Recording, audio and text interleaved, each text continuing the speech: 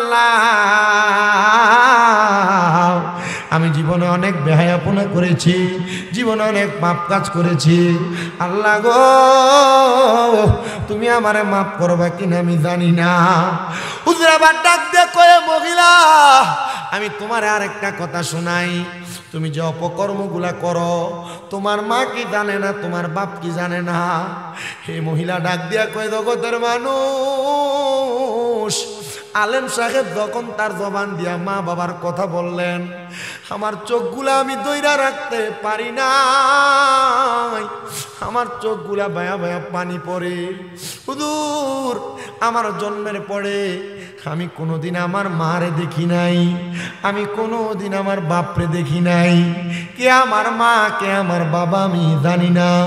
হুজুর মা বাপ সারা সন্তান আমি, কোথায় থেকে আমার জন্ম কোত্থেকে আমি আসছি আমি জানি না, কিন্তু আপনি বলেন কেন আপনি এই কথা বলেন? হুজুর বলে, মা শোনো গো, কোন সন্তান যদি দুনিয়াতে কোনো অপকর্ম করে, তার মা বাবা যদি কবরে থাকে, ওই অপকর্মের জন্য আল্লাহ তাআলা মা বাপরে কবরে আযাব দেয়। এরে বড় লক্ষ্মীপুরের আমার মুরব্বী বাবাজিরা, বড় লক্ষ্মীপুরের যুবক ভাই, বড় লক্ষ্মীপুরের আমার মা বোনেরা, এমন কোনো কাম তুমি কইরো না যে অপকর্মের কারণে তোমার আব্বা আম্মা কবরের আযাবে জ্বলবে। হে মুরব্বী বাবা, আজকে যে বড় লক্ষ্মীপুর দক্ষিণ পূর্ব পাড়া দুলা হাজি মিয়াদি বাড়ি গাউসিয়া সুন্নিয়া মসজিদ ইবতেদায়ী মাদ্রাসার মাহফিল হইতেছে, বিকাল থেকে এখন পর্যন্ত অনেক ছাত্ররা কোরআন তেলাওয়াত করছে, অনেক ছাত্ররা গজল গাইছে, তারা দোয়া করছে এলাকার বয়স্ক মুরব্বীদের জন্য, তারা দোয়া করছে এলাকার মৃত মানুষদের জন্য। তুমি এমন একটা সন্তান দুনিয়াতে রাইখা যাও, যে সন্তানটা তোমার মৃত্যুর পরে তোমার জন্য হাত তুলা তুলা দোয়া করবে। হায়রে ওই মহিলার চোখের পানি ফালায়া ফালায়া কান্দে, হুজুর আমি জীবনে আমার মারে দেখি নাই, হুজুর জীবনে আমি আমার বাবারে দেখি নাই। হুজুর বলেন না গো, আমি যে অপকর্মের সাথে লিপ্ত আছি, আমার আল্লাহ বুঝি এই অপকর্মের কারণে আমার মারে আযাব দেয়, এই অপকর্মের কারণে আমার আব্বারে আযাব দেয়। হুজুর বলে, মাইয়া রে জানুনি, তুমি যদি আল্লাহর কাছে কানতে পারো, তোমার জীবনে যত অপকর্ম করেছো সব অপকর্ম আমার আল্লাহ মাফ করে দিবে, আর তোমার দোয়ার বরকতে আমার আল্লাহ তাআলা তোমার মারে মাফ করে দিবে। আল্লাহর নবীর একটা হাদিস শরীফ আজকে জুমার নামাজে আমি বয়ান করেছি। হযরত আম্মা জান আয়েশা সিদ্দিকা রাদিয়াল্লাহু তাআলা আনহা থেকে হাদিস বর্ণিত, তিনি বলেন, আমার নবীর কাছে একজন মহিলা আসলেন কান্না করতে করতে, ইয়া রাসূলুল্লাহ, ইয়া হাবিবাল্লাহ, নবী গো আমার মা অসুস্থ অবস্থায় মারা গেছে, আমার মা মারা যাওয়ার সময় জবানটা বন্ধ হয়ে গেছিল গো নবী, নবী গো আমার মনে হয় আমার মার যদি জবান থাকতো, আমার মা ইন্তেকালের আগে তার সম্পদ থেকে কোনো কিছু সদকা করে যাইতো। নবী গো আমার মা যে মারা গেছে, আমি কি আমার মায়ের পক্ষ থেকে কোনো কিছু সদকা করতে পারবো? আমার নবী কয়, হ্যাঁ, তোমার মায়ের পক্ষ থেকে যদি তুমি সদকা করো, আল্লাহ তাআলা তোমার মারে মাফ করে দিবে। ওই মহিলার সাথে সাথে সে সদকা করার জন্য নিয়ত করলো, ইয়া রাসূলুল্লাহ, আমি আমার মায়ের নামের উপরে আল্লাহর রাস্তায় আমি সুন্দর করে একটা বড় একটা কূপ কাটাইলাম, কূপ, আপনি সাক্ষী থাকেন নবী, আমি এই কূপটা আমার মায়ের জন্য আল্লাহর রাস্তায় দিয়া দিছি। আমার নবী বলেন, আল্লাহ তোমার দান কবুল করো। ওই মহিলা পরের দিন কান্না করতে করতে আমার নবীর কাছে এসে ডাক দিয়া কই, নবী গো আমি স্বপ্ন দেখছি আমার মা জান্নাতের মধ্যে একটা পাত্রের মধ্যে করে আনকমন একটা পানি পান করতেছে। আমি জিগাইলাম, মা আপনি যে পানিটা পান করতেছেন এটা কিসের পানি? আমার মা বলেছে, গো এ আমার কন্যা সন্তান, এটা হইল আমার আল্লাহ তাআলার পক্ষ থেকে দেওয়া সারাবান তাহুরা পবিত্র পানি। জিগাইলাম মা এই পানি আপনি কেমনে পান করলেন আর পাইলেন কই? আমার মা আমার জবাব দিতে, রে মা তুমি যে আমি মারে মোহাব্বত করে একটা পানির কূপ তৈরি করে দিছ, আমার আল্লাহ তাআলা আমি মারে জান্নাতের ভিতরে এমন সুন্দর পানি ওইটার বদৌলতে দান করে দিছে। এ বড় লক্ষ্মীপুরের বাবা, পর্দার অন্তরালের মা, আপনারা যারা এখনো পর্যন্ত আল্লাহর শুকরিয়া আদায় করেন না, ব্যাপারটা ঘুরে কত মহিলা এরা এখনো পর্যন্ত আল্লাহ তাআলার শুকরিয়ার ব্যাপারে কোনো ধারণা রাখে না। আমি আপনাদেরকে বলবো, আমি আসার সাথে সাথে আমার একজন মুরব্বী বাবা আমারে বলছে, হুজুর এলাকার অনেক মানুষ বিদেশে থাকে, অনেক প্রবাসীরা বিদেশ থেকে বিচার দেয়, বহু প্রবাসীর স্ত্রীরা পর্দা করে না, বহু প্রবাসীর স্ত্রীরা বেপর্দা ঘুরে, অনেক প্রবাসীরা বিচার দেয়, হুজুর আমাদের স্ত্রীরা আমরা কোনো কথা বলতে শুনতে চায় না, আমাদের আদেশ ছাড়া বাড়ি থেকে বের হয়ে যায়, আমাদের অনুমতি ছাড়া আমাদের স্ত্রীরা রাস্তায় রাস্তায় ঘুরে। আপনারা বলেন বড় লক্ষ্মীপুর সহ বরুড়া এলাকার মধ্যে স্বামীর অবাধ্য এমন অনেক মহিলা আছে না নাই? জামাইয়ের কথা শুনে না এমন অনেক বেরিয়াত আছে না নাই? আপনারা কি কষ্ট হইতেছে? বড় লক্ষ্মীপুরের মাহফিল আমি তো নতুন না, নতুন নাকি পুরান, এবার তিনবার, তো তিনবার যেহেতু আসছি, 5তম মাহফিল, মাঝখানে হয়তো 2টা বছর, আমি তিনবার আসাতে আপনার বেজার হয়ে বই রয়েছেন, ঠিক না? আমি আজকে যে ওয়াজ করতেছি আমার কিন্তু এটা আমার ইঙ্গিত দিচ্ছে, শুধু ডাইরেক্ট আমার সাবজেক্ট দেয় নাই। গত লাস্ট 3 দিন আমি এই ওয়াজটাই করতেছি, মানে মহিলাদের স্বামীর অবাধ্যতার ওয়াজ। আমার একটা ওয়াজ মনে হয় ইউটিউবে বা ফেসবুকে কোনো জায়গায় মনে হয় স্বামীর অবাধ্য মহিলাদের শাস্তির একটা ওয়াজ ভাইরাল হয়েছে। এটা দেখার পর এখন জেনে যায় এনে এক লোক তো ফোন দিয়ে বিচারে দিয়ে দিছে চান্দিনা থেকে, হুজুর আপনার স্বামী স্ত্রীর মোহাব্বতের আলোচনাটা শুনছিলাম, কিন্তু হুজুর বড় কষ্ট, এই কষ্টের কথা বইলা উনি নিজে কান্না করে দিছেন। আমি দিয়ে গেলাম কারণ কি? আপনার নাম্বার তো বিদেশি নাম্বার, কোন দেশ? হুজুর সৌদি আরব। তো কান্দেন কেন হুজুর? আমার 2টা ছেলে, আমার স্ত্রীটা একটা ছেলের বয়স 5 থেকে 6, আর একটা ছেলের বয়স 7 থেকে 8 বছর। হুজুর আমার এই 2টা বাচ্চা ফালাইয়া দিয়ে আমার বউটা আর একটা ছেলের সাথে ভাইগা গেছে। আমি বললাম তুই বেটা বেটা তুই বউর লেগে কান্দোস কেন? হুজুর আল্লাহর কসম আমি আমার বউর জন্য কান্দি না। দিয়ে গেলাম কান্দেন কেন? জবাব দিছে, হুজুর আমি কান্দি আমার বউ চলে গেছে, সে একটা স্বামী পেয়ে গেছে, আমি বাড়িতে আসলে আমি একটা বিয়ে করলে আমি একটা স্ত্রী পাবো। হুজুর আমার এই 2টা বাচ্চা তো এতিম হয়ে গেছে, আমার এই 2টা বাচ্চা তো আর তার মা পাইতো না। আপনারা বলেন বর্তমান সমাজের বাস্তব চিত্রে এমন অবস্থা আছে না? মহিলারা স্বামীর কথা না শুনে অবাধ্যভাবে রাস্তায় রাস্তায় ঘুরে, স্বামীর আদেশ না মাইনা মার্কেটে মার্কেটে ঘুরে, এমন অনেক মহিলা আছে না নাই? বড় লক্ষ্মীপুরের মহিলারা যদি আমার ওয়াজ শুনে থাকেন, আমার মনে হয় আমার এই ওয়াজ থেকে আপনি হেদায়েত পাবেন। অনেকে চিন্তা করে জীবনে তো গুনাহ অনেক করছি, এখন কি আর মাফ চাইলে আল্লাহ মাফ করবনি? যাক যেমন যেমন যেমন দিন কোন রকম কাটাইয়া দেই, গেছে দিন কোন রকম, যাক দিনের লাগ যদি গেছে দিন কোন রকম, দিনের দিকে ছাইয়া কমুকত একদিন দিনের লাগল ভাইয়া। এরা মনে করছে হয়তো আমার জীবনটা শেষ, আর মনে হয় জীবন আমি পাইতাম না, আমারে আল্লাহ মাফ করবনি। আরে আল্লাহর কোন বান্দা, আল্লাহর কোন বান্দে যদি গুনাহ করতে করতে তাদের জীবনটাকে একবার বরবাদও করে ফেলে, আপনারা বলেন এই বরবাদ জীবন থেকে এই জীবনকে হেদায়েতের পথে আনতে পারে একজন, তিনি কি? করে যে শোনেন না, আর্থিংয়ে সমস্যা হয় কেন? এটা সারাদিন দেখছেন না আপনি? শব্দ ঠিক আছে, শোনা বন্ধ করে। এরা কিন্তু আপনারা লাগে কিন্তু এটা আর আগে আসেনি, তারা এমআইকে আসেনি। আর এই লক্ষ্মীপুর মাহফিল করে ধরে আজকে পাইছি সাউন্ড ভালো, এর আগে যত বানাচ্ছে সব ধ্বজভঙ্গমাই, খুব কষ্ট হয়েছে ওয়াজ করতে। আজকে ভালো আছে, এটা ঠিক করে এলাম। আপনারা বলেন আমাদেরকে বাঁচাইতে পারে একজন, তিনি কে? হেদায়েত দিতে পারে একজন, তিনি কে? ওই আল্লাহকে আল্লাহ বলে ডাক দিতে আপনাদের কষ্ট হচ্ছে, মহাব্বতে বলেন আল্লাহ।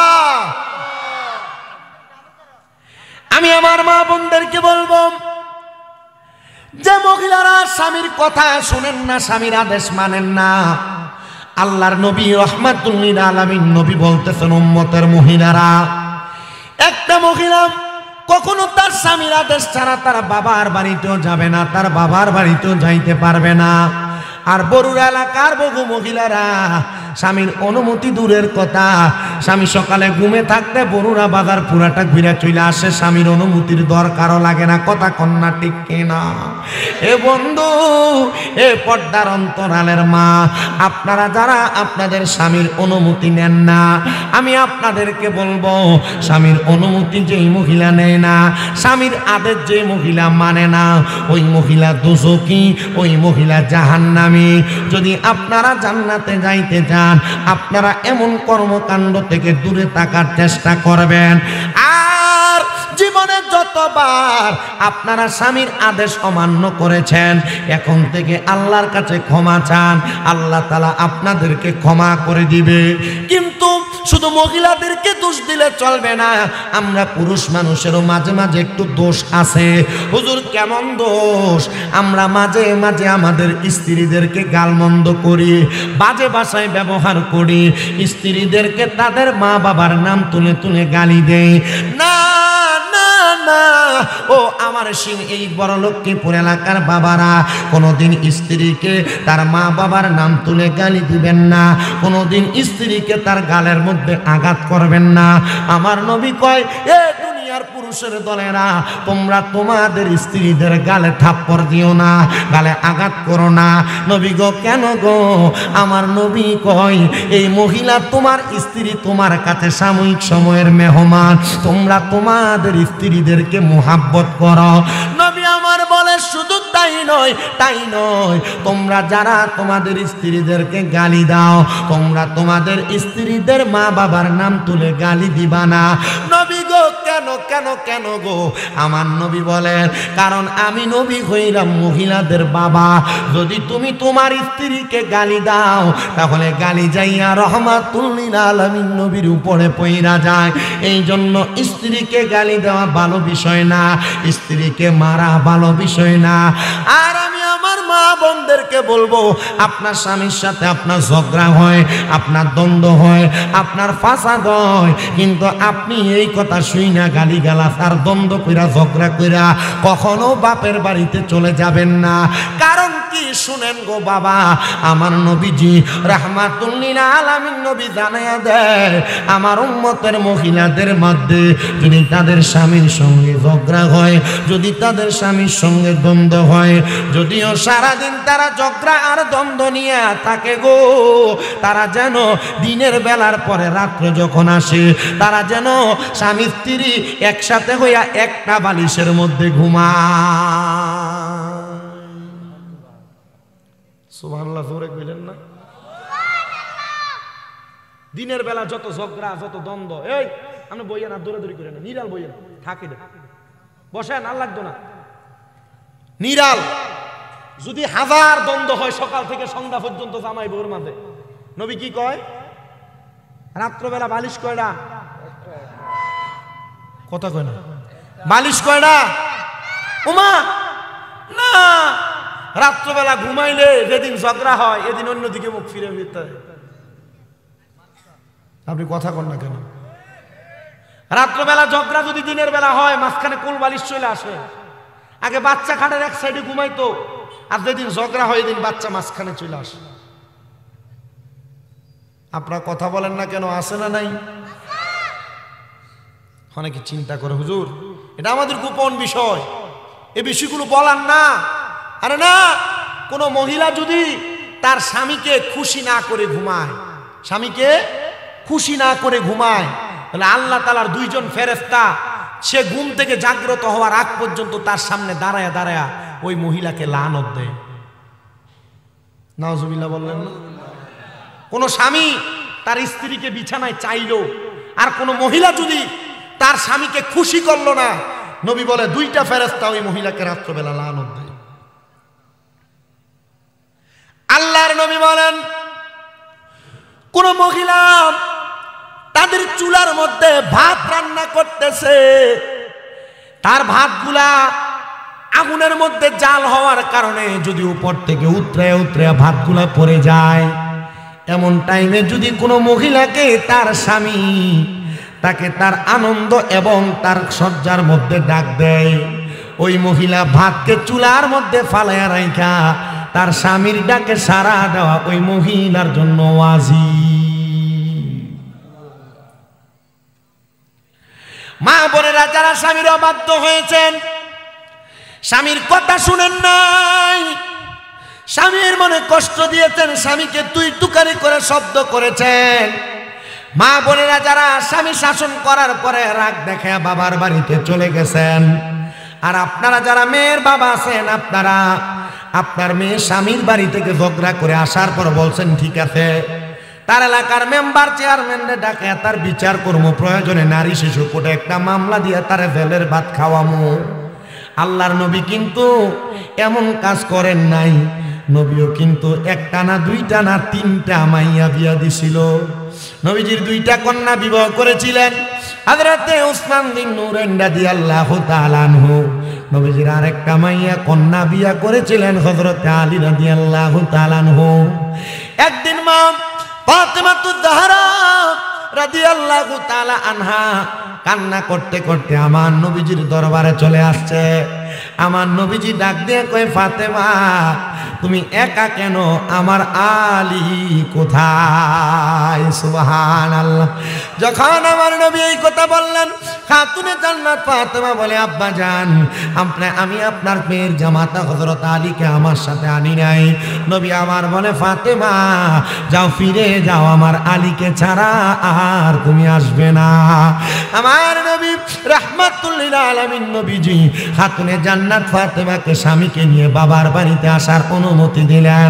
নবীজি রাগান্বিত হয়ে গেছে এই খবর আর এই সংবাদ যখন মা ফাতেমা বুঝতে পারলেন, মা ফাতেমা তাড়াতাড়ি বাড়িতে যাইয়া হযরতে আলী কাররামাল্লাহু ওয়াজহুকে ওনার সাথে করে নিয়ে আসলেন। যখন নিয়ে আসলেন, আমার নবী তাকে দেখলেন হযরত আলী রাদিয়াল্লাহু তাআলা আনহু মুস্কি মুস্কি হাসতেছে, আর মা ফাতেমা চোখ ফালায়া ফালায়া কান্না করতেছে। এ ফাতেমা আপনি কেন কান্না করেন গো?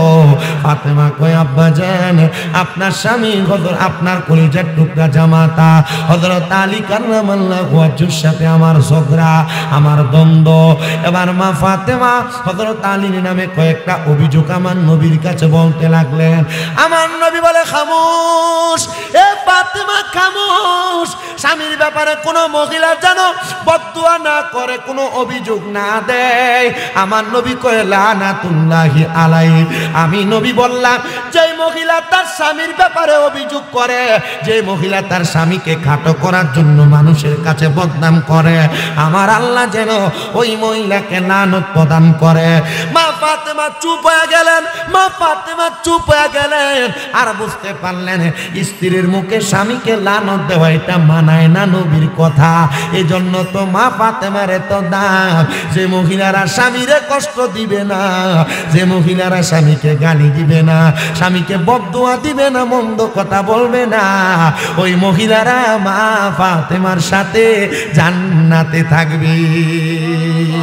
আরে এক নামে তোমার ফাতেমা, আরে কে নাম বতুল বলেন, এক নামে তোমার ফাতেমা, আরে কে নাম বতুল, তুমি নুরানি পুতুল গো মাগো, জান্নাতি বুলবুল, তুমি নুরানি পুতুল গো মাগো, জান্নাতি বুলবুল।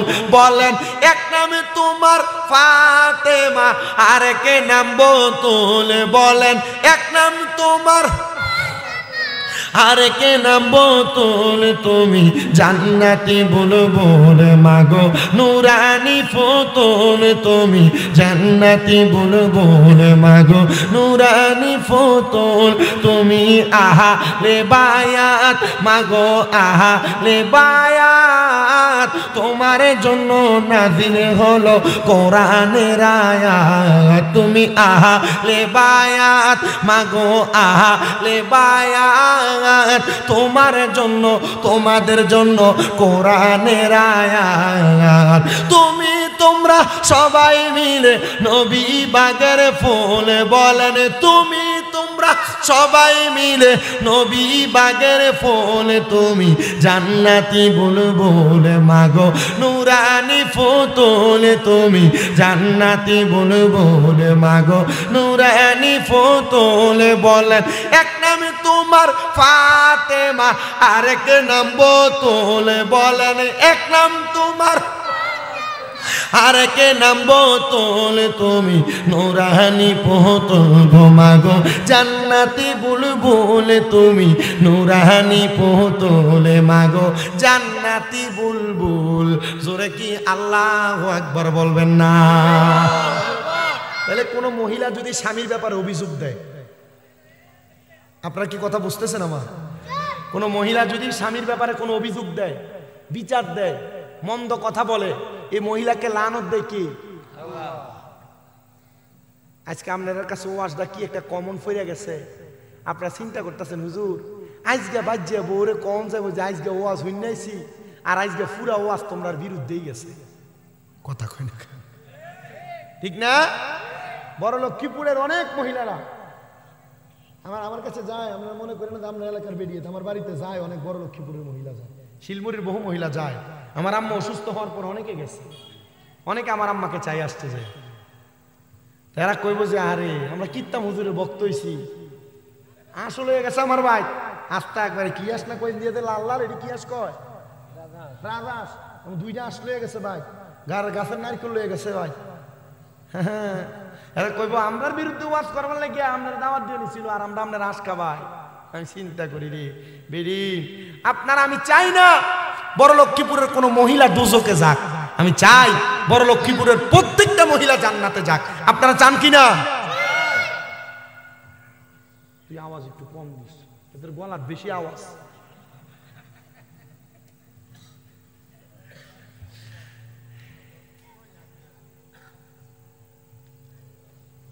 তো যে মহিলারা তাদের স্বামীকে কষ্ট দেয়, স্বামীর ব্যাপারে বিচার দেয়, স্বামীরে আঘাত দেয়, স্বামীর মনে কষ্ট দেয়, স্বামীরে বদদোয়া দেয়, স্বামীরে লানত দেয়, ওই মহিলারে লানত দেয় কে? পাইলাম তো লানত যে আল্লাহ দেয় শুধু তাই না, আমার নবী বলেন আমি যখন মেরাজে গেলাম আমি 3 প্রকারের মহিলা দেখছি দোজখে। কয় প্রকার? 3 প্রকার। এর মধ্যে 1 প্রকার মহিলা দেখছি যারা জিহ্বাটার ভিতরে গরম লোহার রড লাগে আগুনে সেক দেওয়া হইতাছে। ইয়া রাসূলুল্লাহ তারা কারা? নবী কই এটা হলো ওই মহিলা যে মহিলারা তাদের স্বামীকে আর সন্তানকে লানত দেয়, গজব দেয়। আছে না এলাকা দেখবেন বহুত মহিলা খুদার কাটা কথা শুনে না, আল্লাহর গজবও পড়ে না তার উপরে। ছেলে মেয়ের এমন কথা কয় না, যে আমার ইনকাম না থাকলে কামাই রুজি না থাকলে কয় না কি এক বলার কাছে আমার মা বাবা আমার বিয়ে দিল, এটা কামাই রুজিও নাই, তার লগের শুধুটা কত টাকা কামাই করে তার কোনো কামাই রুজি নাই, এমন তুই তুকারি আর শব্দ কইরা স্বামীরে লানত দেয় না। নবী বলেন এমন মহিলা দেখছি যাদের জিহ্বাতে লোহার গরম রড লাগায় দিয়া তাদেরকে শাস্তি দেওয়া হচ্ছে। এবার মহিলাদের মনে প্রশ্ন থাকতে পারে, এ হুজুর আমরা তো অনেক অন্যায় করেছি, আমরা তো অনেক পাপ করেছি, আমাদের স্বামীদের কথা শুনি নাই। মা বোনদের কাছে বলবো, এ বড় লক্ষ্মীপুর এলাকার আমার আম্মাজিরা, আপনারা জানেননি গো মা, আমার আল্লাহ যদি আল্লাহর পরে কাউকে সেজদা করতে বলতেন তাহলে কোন নারীকে বলতেন তার পায়ে স্বামীর পায়ে সেজদা করার জন্য।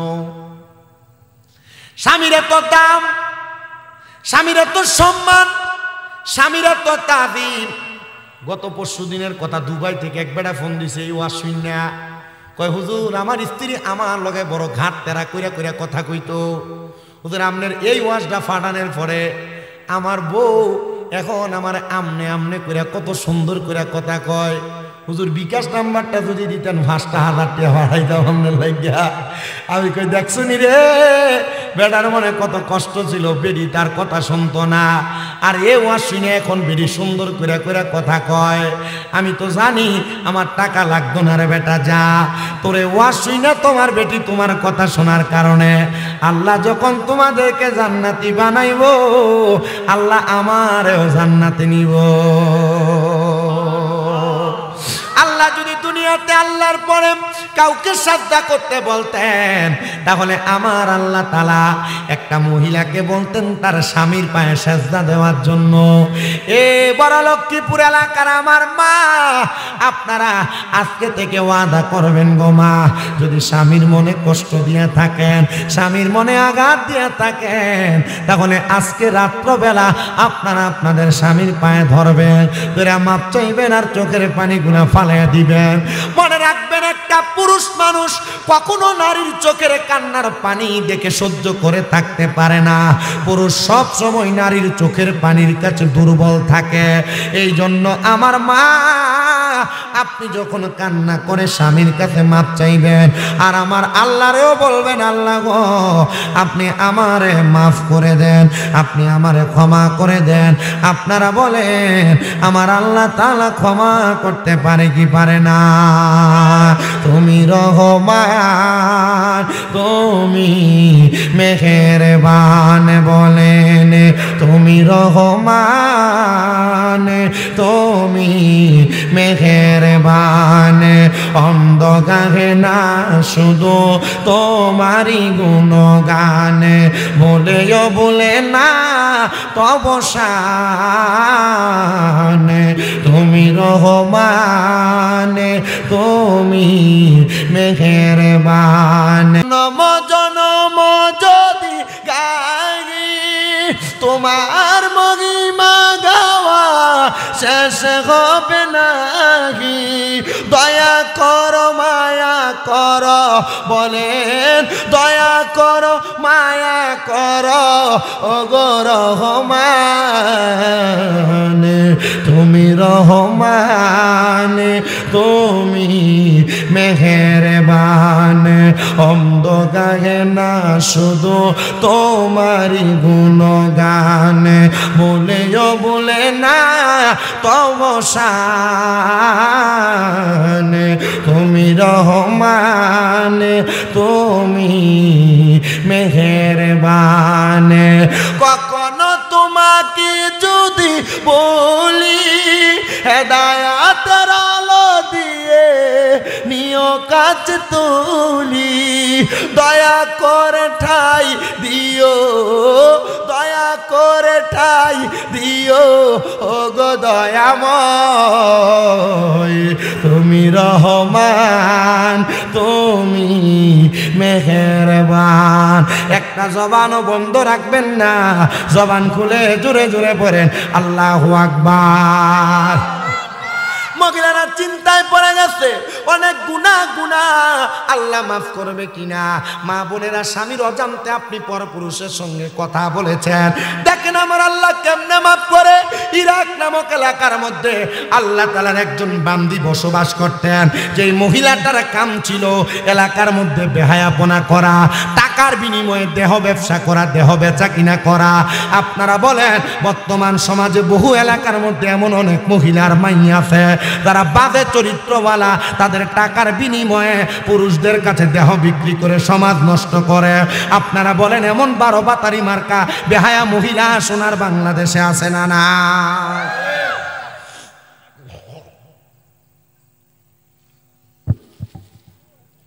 ইরাকের ওই মহিলার কাম ছিল দেহ ব্যবসা করা, পুরুষদের কাছে তার দেহ বিলিয়ে দিত টাকার বিনিময়ে।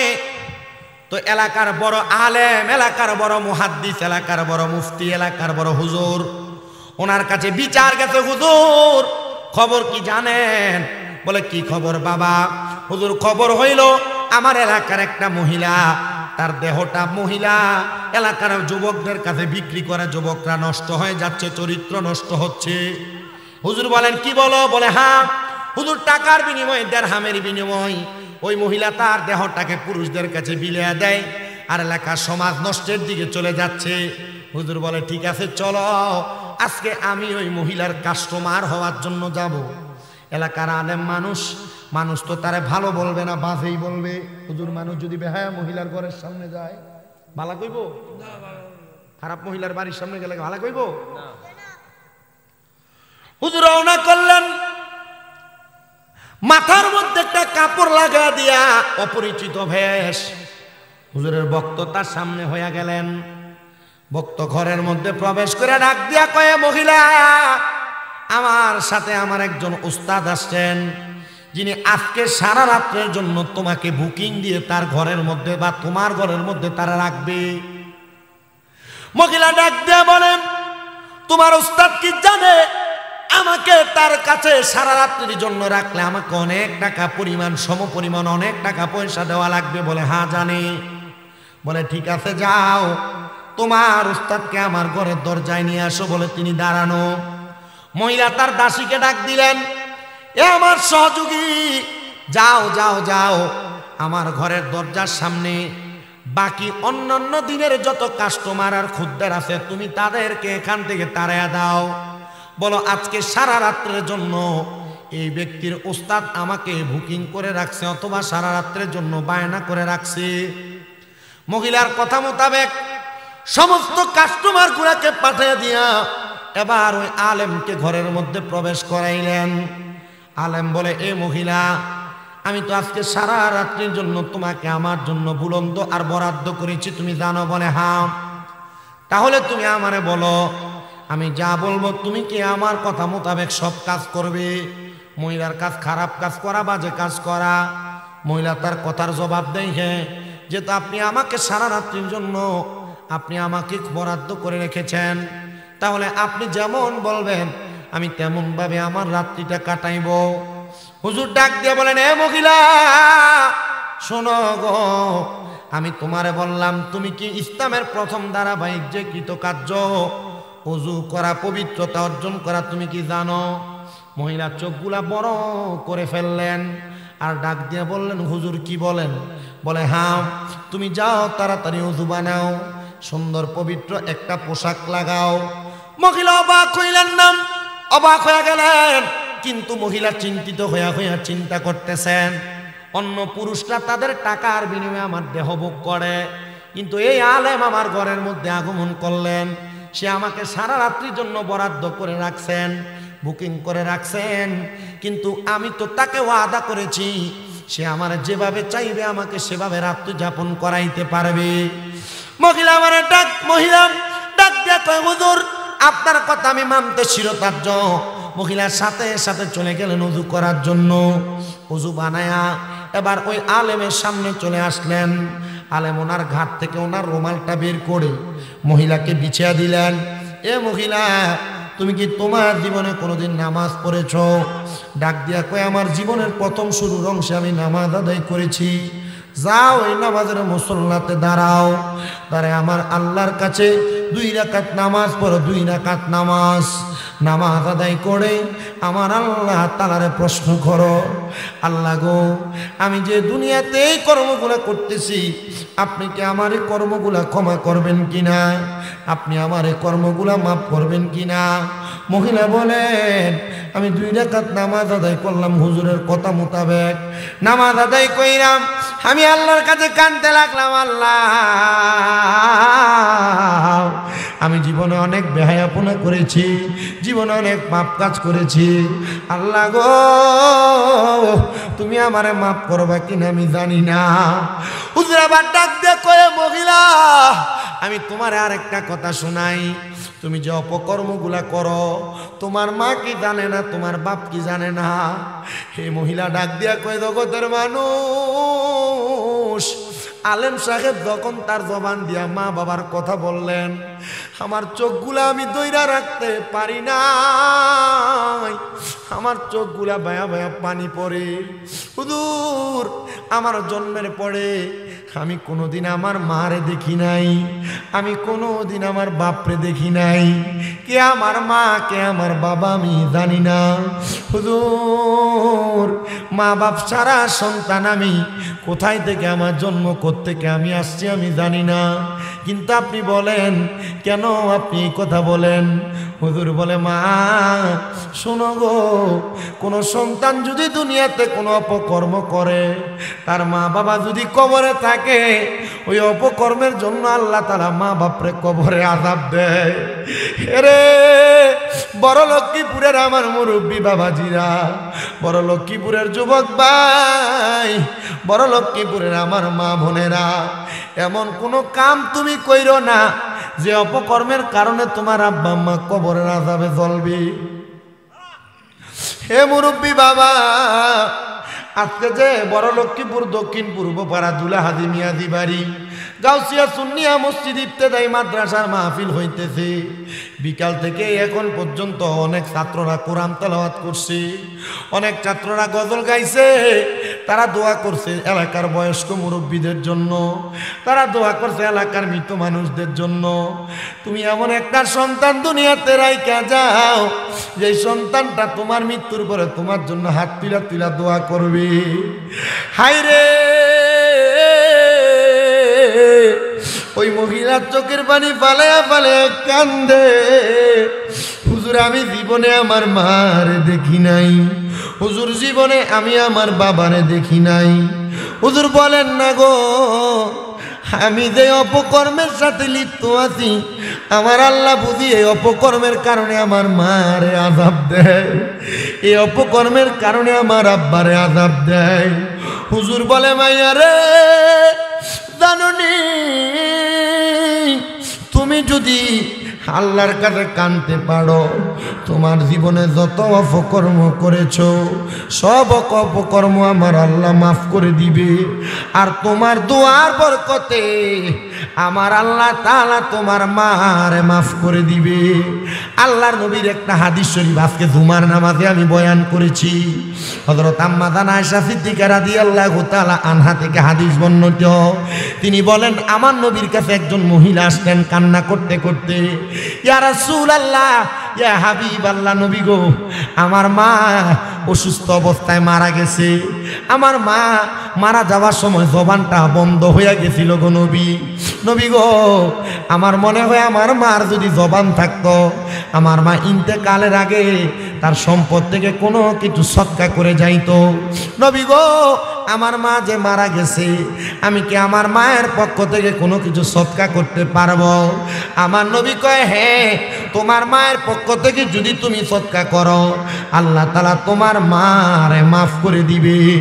ওই মহিলার সাথে সাথে সে সদকা করার জন্য নিয়ত করলো, ইয়া রাসূলুল্লাহ, আমি আমার মায়ের নামের উপরে আল্লাহর রাস্তায় আমি সুন্দর করে একটা বড় একটা কূপ কাটাইলাম, কূপ। আপনি সাক্ষী থাকেন নবী, আমি এই কূপটা আমার মায়ের জন্য আল্লাহর রাস্তায় দিয়া দিছি। আমার নবী বলেন, আল্লাহ তোমার দান কবুল করো। ওই মহিলা পরের দিন কান্না করতে করতে আমার নবীর কাছে এসে ডাক দিয়া কই, নবী গো, আমি স্বপ্ন দেখছি আমার মা জান্নাতের মধ্যে একটা পাত্রের মধ্যে করে আনকমন একটা পানি পান করতেছে। আমি জিগাইলাম, মা আপনি যে পানিটা পান করতেছেন এটা কিসের পানি? আমার মা বলেছে, গো এ আমার কন্যা সন্তান, এটা হইল আমার আল্লাহ তাআলার পক্ষ থেকে দেওয়া সারাবান তাহুরা পবিত্র পানি। জিগাইলাম, মা এই পানি আপনি কেমনে পান করলেন আর পাইলেন কই? আমার মা আমার জবাব দিতে, রে মা, তুমি যে আমি মারে মোহাব্বত করে একটা পানির কূপ তৈরি করে দিছ, আমার আল্লাহ তাআলা আমি মারে জান্নাতের ভিতরে এমন সুন্দর পানি ওইটার বদৌলতে দান করে দিছে। ওই বাজে মহিলা, দেহ ব্যবসায়ী মহিলা হুজুরকে বললেন, হুজুর তাইলে আমি আমার মার জন্য আর বাবার জন্য কান্না করি, দোয়া করব। বলে, ঠিক আছে, সকাল হওয়ার আগ পর্যন্ত তুমি কান্না করো, 2 রাকাত নামাজ পড়বা, নামাজ পড়ে আল্লাহর কাছে কানবা। হুজুর ঘর থেকে বের হয়ে গেছে। সকালবেলা এলাকাতে আওয়াজ হয়েছে, এই এলাকার মানুষ খবর পাইছো, এলাকার যে মহিলা অপকর্ম করতো, বেশ্যা ছিল, এ মহিলা দেহ ব্যবসায়ী, মহিলা ইন্তেকাল করছে, চলো আমরা এলাকার কোনো মানুষ তার জানাজা পড়ব না, কারণ এই মহিলা বাজে মহিলা ছিল। হুজুর খবর পাইলেন, খবর পেয়ে দৌড়ে ওই মহিলার বাড়ির সামনে যায় মহিলার দাসী আর বান্দিটারে প্রশ্ন করে, দাসী তোমার এই মহিলা কেমনে মারা গেল? দাসী ডাক দিয়া কই, হুজুর আমার এই মহিলা, আমার মনিব, আমার মালিক কেমনে মরছে জানেন? আমি প্রতিদিন সকালবেলা আমার মনিবের বাড়িতে আসতাম, তার জন্য সুন্দর সুন্দর খাবার আমি রেডি করতাম, তারপর আমি তারে ঘুম থেকে জাগ্রত করতাম। আমি তার জন্য ভালো খাবার বানায়াম, সুন্দর কইরা গরম পানি রেডি করতাম সে গোসল করার জন্য, শরীরকে সুগন্ধিযুক্ত করার জন্য তার জন্য আমি সুগন্ধি রেডি করে রাখতাম। আমি প্রত্যেক দিনের ন্যায় আমার মালিকের জন্য খাবার বানায়া গরম পানি রেডি কইরা সুগন্ধি রেডি করে আমি আমার মালিকের ঘরে গেলাম। হুজুর আমি অন্যদিন যা দেখতাম আমার মনিব ওই মহিলাটার গায়ে কোনো জামা কাপড় থাকতো না, উলঙ্গ অবস্থায় খাটের মধ্যে শুয়ে থাকতো। হুজুর অন্য দিনের মতো আমি আজকে দেখি নাই, আমি আজকে আইসা দেখছি আমার মালিক ওই মহিলাটা তার খাটের মধ্যে নাই, সাদা একটা বিছানার মধ্যে, সাদা একটা রুমালের মধ্যে আমার মালিক সেজদার মধ্যে পুরা রইছে। হুজুর তো জানে এটা হুজুরেরই কাম ছিল। হুজুর নিজে তার কাঁধে রুমালটা দিয়ে আসছিল ওই মহিলাকে।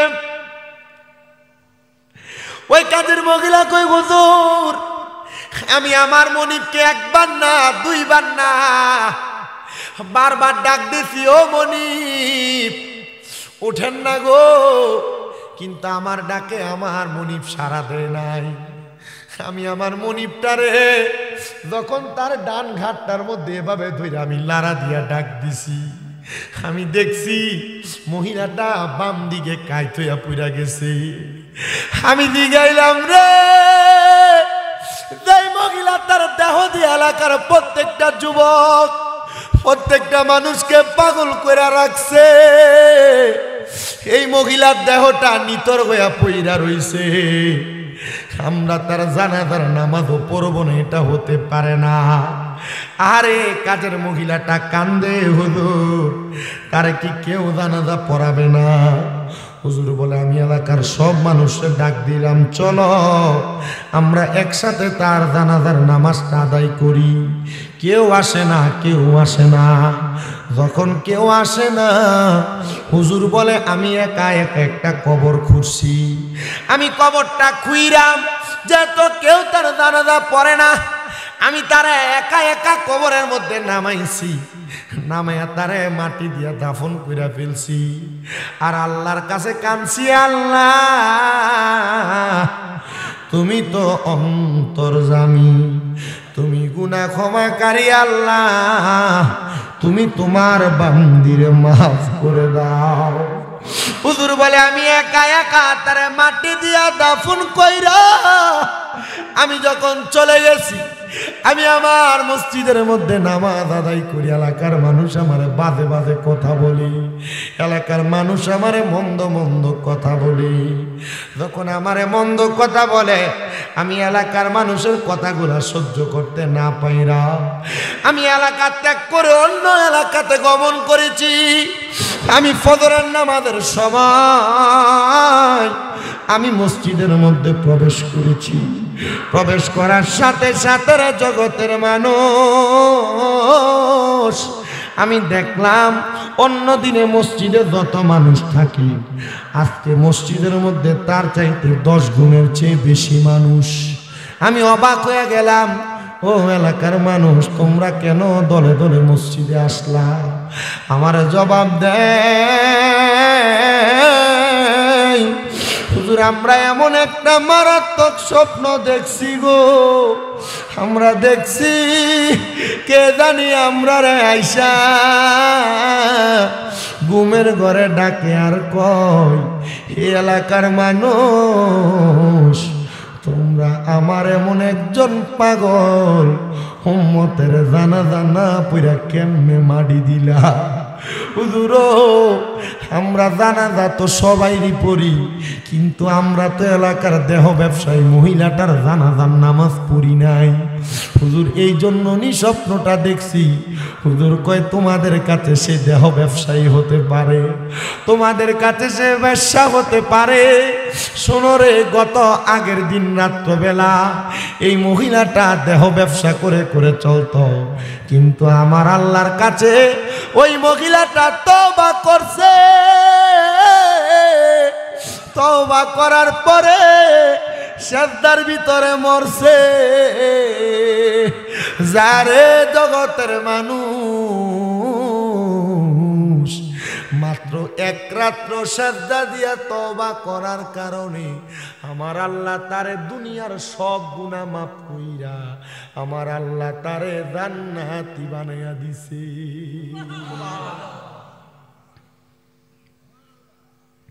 কয় রাত্র রে বাদ। আজকে বড় লক্ষ্মীপুরের মানুষ সব কাম ফালাই দিয়া প্যান্ডেল পুরে বসে রয়েছেন। কেন? আল্লাহ নিয়ে একটা রাত্রির উচিলায় আমরা মাফ করে দেয়।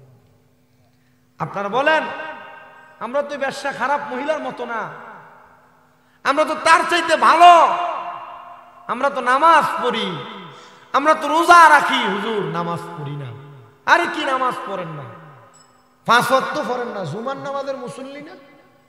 হুজুর আমরা তো জুমাও পড়ি না। তো জুমা পড়েন না, ঈদের নামাজের মুসল্লি না? হুজুর ঈদের নামাজও পড়ি না। তো ঈদের নামাজ পড়েন না, জানাজার নামাজের মুসল্লি না?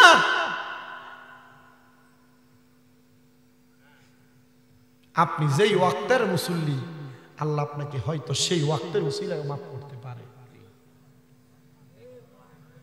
কথা বলেন না কেন? এই বলেন আল্লাহ পারে কি পারে না? আল্লাহর সেই ক্ষমতা আছে না নাই? এটা শুধু বেশ্যা মহিলার কথা বললাম, বাজে মহিলার কথা বললাম। আসেন আর একটা ছোট্ট কথা শোনাই, ওয়াকিয়া শোনাই। আমার সময় কম, আমি অল্প সময় নিয়ে আজকে আপনাদের কাছে আসছি। আমার যখন মাহফিল কমিটির পক্ষ থেকে আমার গোলাম হোসেন ভাই নেতা মানুষ আমার যখন কইছে, আমি কইছি ভাই 14 তারিখ এশারের পরে একটু সময় দেওয়া যাবে। আমার পরে কুকির কণ্ঠে কোরআন তেলাওয়াত করেন, আপনারা চিনেন কাঠালি আলতাফিয়া দরবার শরীফের গদিনিশিন পীর সাহেব গোলাম মোস্তফা শামসুদ্দোহা বাড়ি সাহেব সুন্দর আলোচনা করবে আপনাদের কাছে, আপনারাও শুনবেন আমার বাজানের আলোচনা। আমি আপনাদেরকে আরেকটা ছোট কথা শোনাই। যে মহিলার কথা বলছে, মহিলাটা কি আসিল ভালা না খারাপ? আল্লাহ এক রাতের উসিলায় মহিলার মাফ করছিনি? কথা আসতে কইছেন, মাফ করছিনি? আল্লাহ চাইলে আর চাইতে নিকৃষ্ট বান্দারও মাফ করতে পারে কিনা? আমরা পুরুষ যারা গুনাহ করি আমাদেরকেও মাফ করতে পারে কিনা? আমরা যদি বলি আজকে থেকে আর গুনাহ করব না, আল্লাহ আমাদের পূর্বের সব গুনাহ মাফ করতে পারে কিনা? হুজুর বড় পীর গৌসে পাক আব্দুল কাদের জিলানী, আজকের মাহফিলটা যেহেতু গাউসিয়া সুন্নিয়া মসজিদ এবং মাদ্রাসার, তো ওই গাউসে পাকের ছোট্ট একটা ওয়াকিয়া শোনাই, পছন্দ হইব। গাউসে পাক আব্দুল কাদের জিলানী উনি যেদিন থেকে বুজের হইছেন এরপর থেকে কখনো তাহাজ্জুদের নামাজ ছাড়ে নাই। কি নামাজ? কথা কন না, কি নামাজ? তাহাজ্জুদের। আপনারা কি কষ্ট হইতাছে কোনো? আপনারা যদি কন যে গজল গান জিকির আজকার করেন সময় শেষ করে দেন, আমি শেষ করে দেব। কিন্তু যদি কোন যে ওয়াজ করেন টানা ওয়াজ করেন, আমি গজল গাইও সময় কাটাইতে পারি, ওয়াজ করেও পারি। আমি 3 বছর আগে যেমন আসছি, 3 বছরের পরে স্বামীরা জানা আমি এখন আমার আরেক রকম।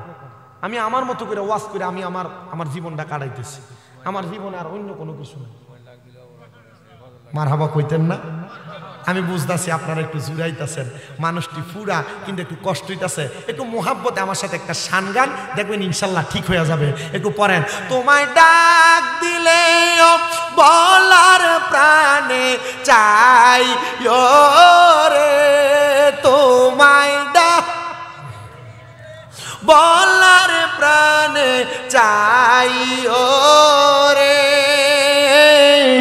ও প্রাণের মুর্শিদরে, তুমি ধীরে ধীরে ফিরে ফিরে চাইও রে, তুমি ধীরে ধীরে ফিরে ফিরে চাইও রে, চাঁদের রাইতে আইসো গো মুর্শিদ চাঁদের বাহার, তোমার গলায় দিব আমরা প্রেম একটা হার তোমার আত্মাতে আত্মা মিশাইয়া রাই করে ও প্রাণের মুর্শিদিরে তুমি ধীরে ধীরে ফিরে চাহাইরে আম পাতায় জাম পাতায় কত পানি ঝরে শেষ বিদায়ের গোসল দিব বরুই পাতার জলে আম পাতায় জাম পাতায় কত পানি ঝরে শেষ বিদায়ের গোসল দিব বরুই পাতার জলে হাইরে আতর গোলাপ সুরমা চন্দন সিটাই দিব রে বলেন আতর গোলাপ সিটাই দিব রে ও প্রাণের মুর্শিদিরে তুমি ধীরে ধীরে ফিরে ফিরে যাইও রে লাল বলো নীল বলো কত রঙের শাড়ি আইরে সাজবি দায়ে পরাই দিব সাদা মার্কিন শাড়ি আইরে ওই কবরে নূরের নবী আই বরে বলেন ওই কবর আই বরে ও প্রাণের মুর্শিদিরে তুমি ধীরে ধীরে ফিরে ফিরে চাহাইও রে তুমি ধীরে চাহাইও রে একটা জবান বন্ধ রাখবেন না চিৎকার মেরে বলেন ইয়া বলি আল্লাহ এ মুসলমান হুজুর বড় পীর আব্দুল কাদের জিলানী যেই দিন থেকে বুঝের হয়েছেন ওই দিন থেকে কোনোদিন তাহাজ্জুদ নামাজ কাজা করেন নাই আমার গৌসে পাক আব্দুল কাদের জিলানী বলেন একদিন আমি তাহাজ্জুদের ওযু করতে বের হইছি আমি যখন তাহাজ্জুদের ওযু করতে বাইরে হই আমি দেখলাম আমার ওযু করে ঘরে ঢোকার সময় কে যেন আমার ঘরের মধ্যে প্রবেশ করতেছে রাত্র তাহাজ্জুদের সময় অজানা কোনো লোক যদি ঘরে ঢুকে আপনারা কোন তো এটা কি বালা মানুষ না চোর এই কথা কয় না তাহাজ্জুদ নামাজের সময় যদি খালি ঘরের ভিতরে অজানা কোনো মানুষ ঢুকে এটা কি বালা মানুষ না চোর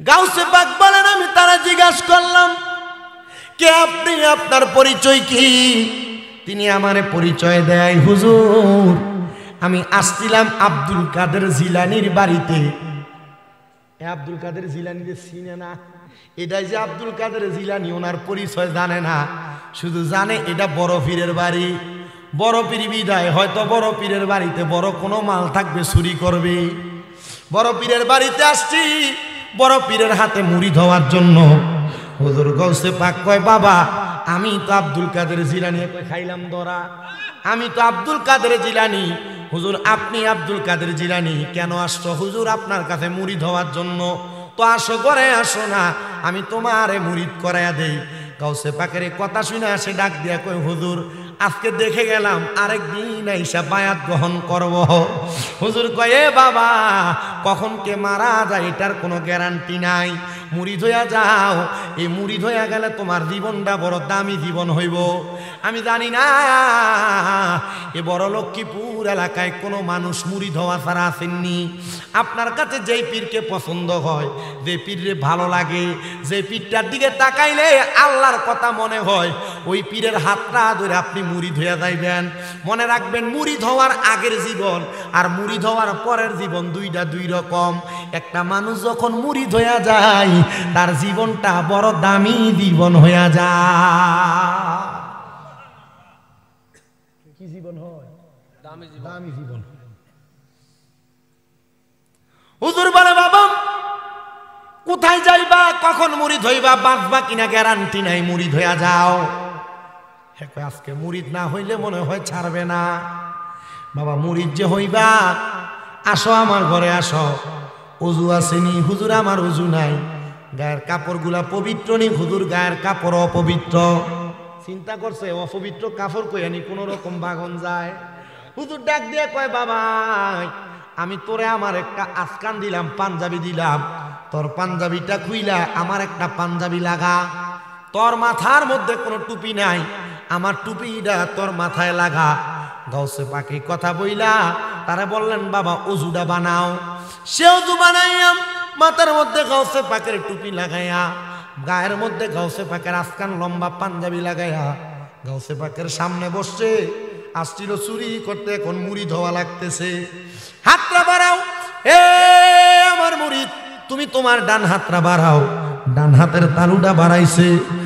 গাউসে পাকের ডান হাতের তালুটা তার তালুর সাথে লাগাইয়া কয় বাবা তুমি পড়ো, কোনোদিন মিশা কথা বলবো না। কি মিশা কথা বলবো না?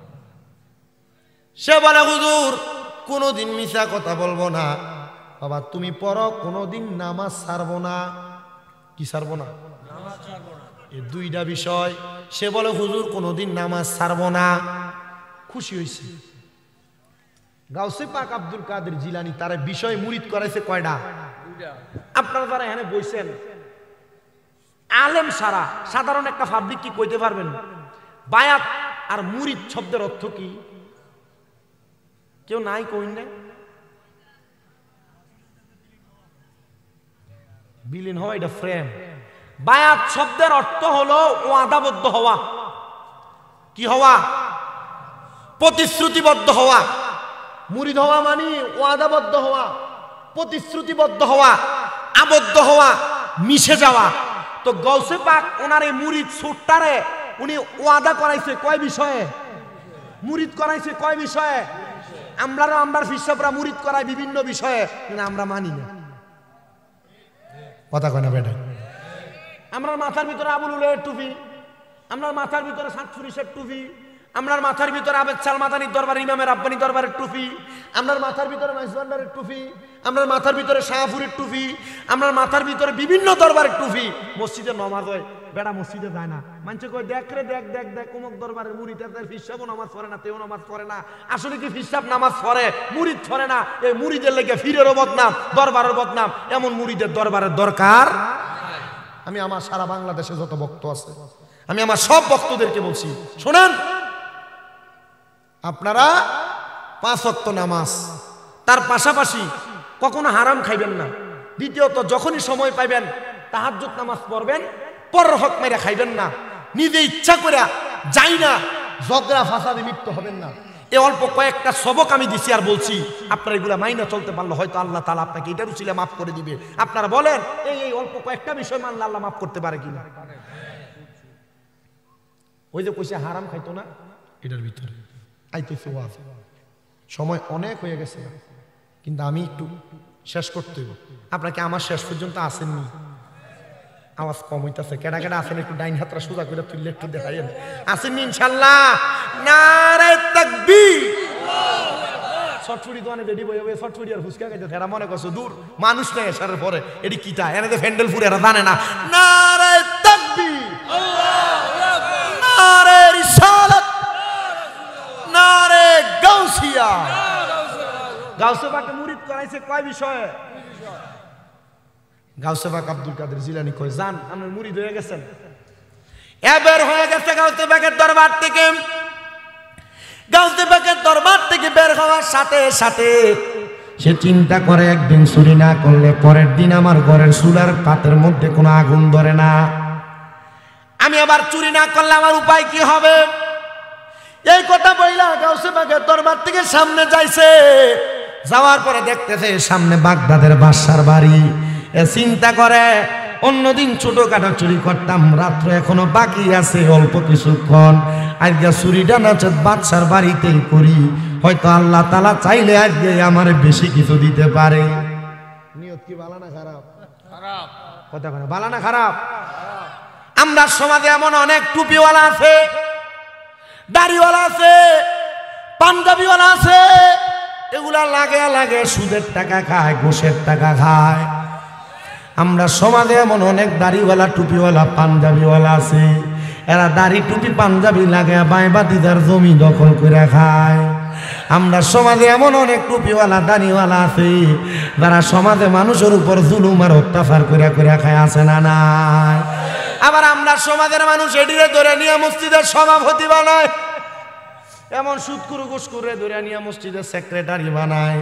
মাদ্রাসা কমিটির ভিতরে, মসজিদ কমিটির ভিতরে এমন হারাম খট্টিরে ঢুকায় কি ঢুকায় না? কথা বলে না, ঢুকায় কি ঢুকায় না? আবার দেখবেন সুদকুর ঘুষকুর পরের হক মাইরা মেরে খায়। এটি এলাকার মধ্যে সর্দারি আর মাতাব্বরি করে। 10 টাকা 5 টাকা চায়ের কাছে বেচা হয়, 500 টাকা তলে দিয়া খায়া উচিত বিচার রে ঘুরে দেয়। আপনারা কোন এমন বাটফার মার্কা সর্দারও সমাজে আছে না? না আছে। এই বেড়ার মাথার ভিতরে গাউসে বাকের টুপি, গাউসে বাকের গায়ের পাঞ্জাবি, এ ঢুকতেছে বাগদাদের বাদশার ঘরের মধ্যে চুরি করার জন্য। বাগদাদের বাদশার দারোয়ান তারে কোনো কিছু কয় না, সে একটু সামনে দেয়া পিছনের দিকে এসে ডাক দিয়া কয় যে বাদশার দারোয়ান, তুমি কি আমার বাধা দিবে না? তোমার বাদশার বাড়িতে যাইতেছি চুরি করতে। দারোয়ান কয় আপনি আমার সাথে টিস্কারি করেন, আপনার এত সুন্দর পাঞ্জাবি আর টুপি, আপনি বুঝি দা বাদশার বাড়িতে চুরি করতে যান? আপনার লেবাসে বোঝা যায় আপনি বাদশার কোনো দোস্ত। আমরা সমাজে দোস্তর সুরত লইয়া বন্ধুর সাথে বন্ধু বেঈমানি করে, আবার এমন মুনাফেক দোস্ত আছে না? না কয় যান, আপনি ভিতরে যান, আপনার কোনো বাধা নাই। সে প্রবেশ করছে বাগদাদের বাদশার বাড়িতে চুরি করার জন্য। বাগদাদের বাদশার বাড়িতে প্রবেশ কইরা বাদশার বাড়ির সিন্ধুকগুলার মধ্য থেকে বড় বড় যত মাল সামান আছে সব একটা গুটনির মধ্যে ঢুকাইছে, একটা পুটলার মধ্যে ঢুকায়া বের হবে। চারদিক দিয়ে আযান পড়ছে, আসসালাতু খায়রুম মিনান নাওম।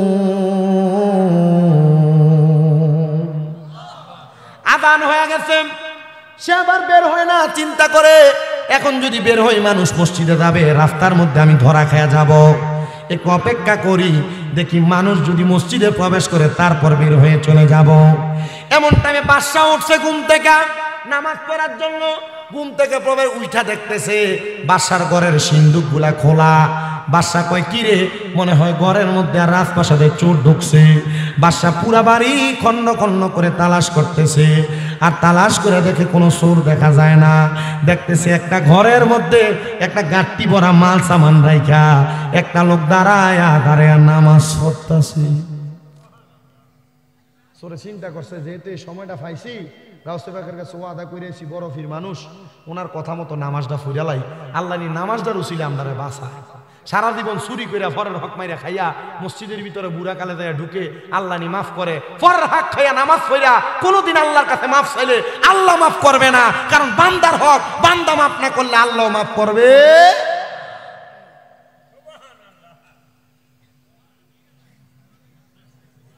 ঠিক আছে বলে আমার খেতের লাইল কেটে ছিল আরেক বেটা আজকে ঠিক আছে ফর্সে জায়গা মতো কথা বলেন না। এমন মানুষের হক মাইরা মাইরা খাইয়া খেতের গালা কাছাইয়া বাইবাতিদার জমি দখল কইরা এরপরে কিতা টাকা সীমানা একার দেড়াত লাইরা এক বিঘা লাইরা মসজিদে নমাজ পড়ে, এমন নমাজিও আসেনি? জোরে কয় না আছে না নাই? বহুত আছে। এবার কিন্তু আমার ফুরান শ্রোতা রামপুর যে গেছে আমার ওয়াদের সামনে যে বই আছে, আমি দেখছি আপনার বহুত জায়গা। হ্যাঁ গাউসে বাগের ওই মুরিদ নামাজ পড়ে, বাদশা কয় দেখ শুনি কত বড় আল্লাহর ওলি আমার বাড়িতে নামাজ পড়তেছে, মনে হয় চোরে মালগুলা চুরি করে নিয়ে যাইতে লাগছিল, হুজুর আটকাইছে।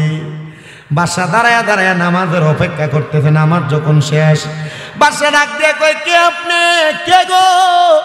আপনার মতো আলেম আপনার মতো হুজুর আমি আমার জীবনে দেখি নাই। হুজুর কে আপনি আমার মালগুলা চোরের হাত থেকে বাঁচাইছেন? উনি কয় না না না, আমি চোরের হাত থেকে বাঁচাই নাই। গাউসে পাক না কইছিল মিছা কথা কইলে বিপদে পড়বি। গাউসে পাকের কথাটা মাইনা সে কয় বাদশা শোনো, আমি চোরের হাত থেকে মালগুলা বাঁচাই নাই, আমি চোর, তোমার মালগুলা আমি নিজেই চুরি করছি। বাদশা ডাক দিয়া কও মাগো, এত বড় হুজুর একটা চোরকে বাঁচানোর জন্য এই হুজুরটা আমার বলতেছে তিনি নাকি চোরের কাছ থেকে মাল বাঁচাই নাই, তিনি চুরি করছে। বাদশা কয় হুজুর এতদিন পর্যন্ত মুরিদ হওয়ার জন্য একটা বালা হুজুর ঢুকাইছি, আমি পাই নাই, আপনার মতো একজন হুজুর পাইছি। হুজুর আজকে আপনি আমারে মুরিদ করানো ছাড়া আমার বাড়ি থেকে যাইতে পারবেন না। করতেছি কিটা চুরি। আর বাদশা কয় কি মুরিদ না করাইলে যাওন যাইতো না। বাদশা কয় হুজুর মুরিদ করান। হ্যাঁ কয় আমি মুরিদ করামো কেমনে, আমি তো আউযুবিল্লাহ বিসমিল্লাহ জানি না, নিজেই তো চোর। কয় মুরিদ কেমনে করাই সিস্টেমটা আমার মনে আছে, কারণ অল্প কিছুক্ষণ আগে মুরিদ হয়ে আইছে। হ্যাঁ কয় বাদশা ওযু করে আসেন। বাদশা কয় যদি ওযু করতে দেয় আর এমন ফি যদি আমি হারাই আর পাইতাম না। বাদশা তার উজিরে ডাক দেয়া কই উজির হুজুর পানিটা আজকে ঘরে নিয়ে আসো। ঘরের মধ্যে ওযু করে কয় হুজুর মুরিদ আগে কোরআনের পরে নামাজ পড়বো। মুরিদ করাবে। কয় আপনার ডান হাতটা বাড়াইয়া দেন। বাদশা ডান হাত বাড়াইয়া দিছে, আর ওই চোর ব্যক্তিটা তার ডান হাতটা বাদশার হাতের উপরে রাখতে কয় বাদশা বলেন কোনোদিন মিছা কথা কইতেন না। বাদশা কয় দেখছুনি কেমন বড় একজন পীর, আমি যে রাজ্য চালাইতে দেয়া বড় বড় বড় মিছা কথা কই, আমার এখন ওয়াদা করাইতেছে আমি যেন এমন মিছা কথা না কই, কারণ আল্লাহু লা ইউহিব্বুল মুকাদ্দিবিন, আমার আল্লাহ মিথ্যাবাদীরে পছন্দ করে না। আমার পীর সাহেব আমারে আদেশ করতেছে আমি যেন মিছা কথা না কই। ডাক দিয়া কয় হুজুর আমনে তো বড় পীর, আর কি আছে আপনার মতো পীর? বাদশা কয় কোনোদিন মিছা কইতাম না। এবার ডাক দিয়ে কয় বাদশা আপনি আরেকটা বিষয় মুরিদ হন। বাদশা আপনি বলেন কোনোদিন নামাজ ছাড়বেন না। বাদশা কয় দেখছুনি রাজ্য পরিচালনা করতে দেয়া কত ওয়াক্ত নামাজ আমার ছুটতে যায়, আমার নামাজের ব্যাপারে মুরিদ করায়। হুজুর আপনি বড় পীর, আপনার মতো পীর আর হইতে পারে না। দুই বিষয় মুরিদ করাইছে। মুরিদ করানোর পর বাদশা কয় হুজুর আপনারে আমি পাইছি, আমার কপাল বড় ভাগ্য। হুজুর যে গাড়ির ভিতরে আমার মালগুলা আছে, মণিমুক্তা জহরত গুলা আছে, চোরে যদি চুরি করে নিয়ে যাইতো এগুলা তো আমি বাদশা পাইতাম না। হুজুর যেহেতু আপনি এগুলা আপনি আমারে উদ্ধার করে দিছেন, হুজুর আজকে মুরিদ করানোর হাদিয়া হিসাবে আমি সবগুলা মণিমুক্তা জহরত আমি আপনার হাদিয়া দিয়ে দিছি। আচ্ছা আচ্ছা, হাদিয়া দেওয়ানোর আগ পর্যন্ত এদিকে হাদিয়া ছিল না চুরির মাল? কথা কয় না, হাদিয়া দেওয়ানোর আগ পর্যন্ত এগুলাকে হাদিয়া ছিল না চুরির মাল? জন কইছে এটি হাদিয়া, তখন এদিকে হাদিয়া না চুরির মাল? তখন এটি হাদিয়া। মারহাবা কয় না। আইলাম চুরি করতে, করান লাগলো মুড়ি, চুরির মাল না নিয়ে নিতেছি হাদিয়া। মালগুলা নিয়ে সাথে সাথে চলে গেছে। চিন্তা করছে আমার বউ আমার আজকে আওনের সময় কইছে তুমি যদি আর চুরির মাল নিয়ে আমার বাড়িতে আসো তাহলে তুমি আমার স্বামী না। আপনার যদি আপনি কোন স্ত্রীর যদি আপনার কয় বা আপনি যদি আপনার বউরে কন তুমি যদি আজকে আমার লাগে গরুর গোশত না রান্ধো তাহলে আজকে থেকে তুমি তালাক, বা তুমি আমার বউ না, বউ কিন্তু তালাক হয়ে যাবো। জানেন এটা কথা কি বুঝতেছেন আপনারা? মানে আপনি যদি বউরে কন আজকে যদি গরুর গোশত না রান্ধো তুই তালাক, বউ তালাক, যদি না রান্ধে ঠিকই তালাক। যদি আজকে আপনার বউরে কন এই তুই যদি আজকে বাপের বাড়ি যাস তুই তালাক, তালাক। জানেন তো এগুলা? সাবধান, বউর সাথে তালাকের ব্যাপারে মশকরা করা যাবে না। ইসলামের সবচেয়ে কঠিন তালাক, সবচেয়ে জায়েজ নিকৃষ্ট কাজ হলো তালাক। আল্লাহ নবী বলে ইসলামে তালাক জায়েজ, তবে নিকৃষ্ট জায়েজ কাজ ইসলামে কি? তালাক। কথা কোন না? জায়েজ নিকৃষ্ট কাজ কি? তালাক। এজন্য তালাক নিয়ে কোনো সময় দুষ্টামি করবেন না। আমাদের কুমিল্লা আলী মাদ্রাসা ডক্টর সাইদুর রহমান হুজুর আপনাদের দোয়ার বরকতে হজের মাসালা, নামাজের মাসালা এবং বিবাহের তালাকের মাসালা, এই তিনটা সাবজেক্টের উপরে শরহে বেকায়া আমার এই উস্তাদ আমার বেশি ভালো পড়াইছে। কুমিল্লা আলী মাদ্রাসা অনেক ভালো পড়াইছে আমার এই উস্তাদ। দোয়া করি আল্লাহ তাআলা ওনাকে জান্নাত, আল্লাহ তাআলা ওনাকে হায়াতে বরকত দান করুক, আমিন পড়েন। আমি যেই কথা বলতেছিলাম, ওই চোরের স্ত্রী বলছিল তুমি যদি কোনো চুরির মাল আমার কাছে নিয়ে আসো তুমি আমার স্বামী না। তবে সাবধান, মহিলাদের ব্যাপারে এই কথাটা বড় সতর্কতামূলক, কারণ বেডিয়ে তালাক দিলে তালাক হয় না। বেডিয়ে তালাক দিলে ইসলামী শরীয়তে তালাক হয় না। কিন্তু বাংলাদেশের এই প্রজাতন্ত্রী আইনে মহিলারা তালাক দেওয়ার একটা সিস্টেম আর আইন আছে, কিন্তু ইসলামী শরীয়তে বেডি তালাক দিলে তালাক হবে না যতক্ষণ না বেড়া তালাক না দেয়। এজন্য আগে বেড়া মানুষ তালাক দিতে হবে। কে তালাক দিতে হইব? বেটা মানুষ তালাক দিতে হবে। আপনার কি কষ্ট হইতেছে কোনো? একটু শেষ করি, একটু মনোযোগ দিয়ে শুনুন। উনি চিন্তা করলেন এই মাল যদি আমার স্ত্রীর কাছে নিয়ে যায়, স্ত্রী বুঝে ফেলবে এগুলো চুরির মাল। উনি ওই মালগুলা নিয়ে গাউসে পাকের দরবারে যে হাত বাড়াইছে, হুজুর এই নেন এই মালগুলা। গাউসে পাক কয় মাল আমারে দিও, পরে আগে কও মুরিদ কেমন করাইলা। হুজুর আপনি কি আমার সাথে গেছেন নাকি? আমি যে মুরিদ করাইছি আপনি জানেন কেমনে?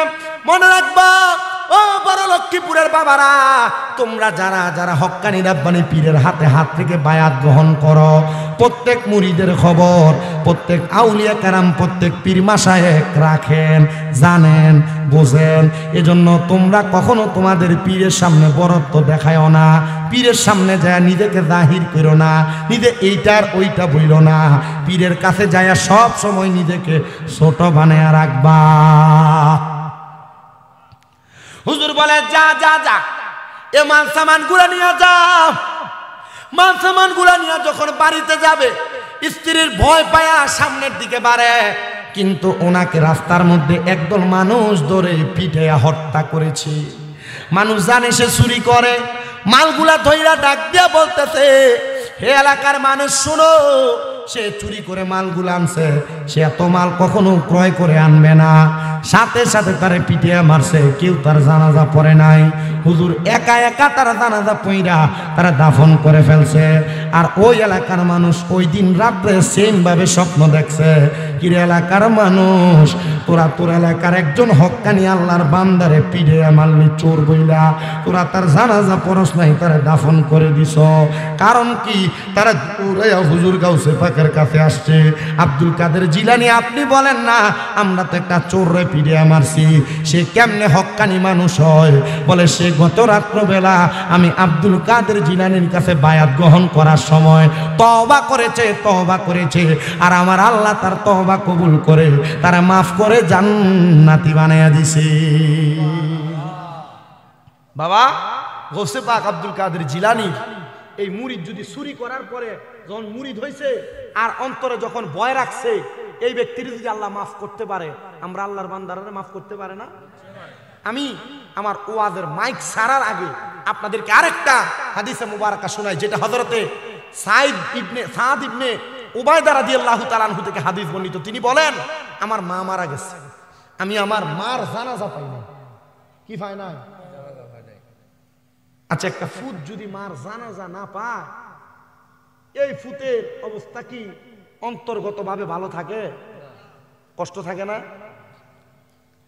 হযরতে সাদ ইবনে উবাদা বলেন আমি আমার নবীজির কাছে যা বললাম, ইয়া রাসূলুল্লাহ আমি আমার মার জানাজা পাই নাই নবী গো। আপনি বলেন না আমি যে আমার মার জানাজার নামাজ পাই নাই, আমি আমার মার জন্য কোনো কিছু করতে পারবো কিনা? আমার নবী বলে সাদ ইবনে উবাদা তুমি তোমার মার পক্ষ থেকে আল্লাহর রাস্তার মধ্যে সদাকা করো। হযরতে সাদ ইবনে উবাদা বলে ইয়া রাসূলুল্লাহ আপনি সাক্ষী থাকেন গো নবী, আপনি সাক্ষী থাকেন। আমি আপনার সাক্ষী রাইকা আমার মিখওয়াদা নামক একটা খেজুরের বাগান আছে, ওই খেজুরের বাগানটা আমি আমার মায়ের জন্য সদকা করে দিলাম। কোন সুবহানাল্লাহ। আমি আমার মাইক ছাড়ার আগে আজকের এই জান্নাতের বাগান বড় লক্ষ্মীপুরের মাহফিলে যারা বসেছেন, আমার পরে গোলাম মুস্তাফা শামসুদ্দোয়া বাড়ি হুজুর চলে আসবে, হুজুরকে নিয়ে আসেন। আমি এখানে কয়েকজন মানুষ চাই যারা এই বড় লক্ষ্মীপুর গাউসিয়া সুন্নিয়া মসজিদ এবং ইত্তেদায়ী মাদ্রাসার জন্য বলে হুজুর আমার মা নাই, আমার মার জন্য আমি, আমার বাবা নাই, বাবার জন্য আমি। নবী সাহাবী সাদ ইবনে উবাদা যেমন ভাবে দান করেছে, আমি তেমন ভাবে 10,000 টাকা আল্লাহর ওয়াস্তে মাহফিলে দান করে দিব। যদি থাকেন একজন সন্তান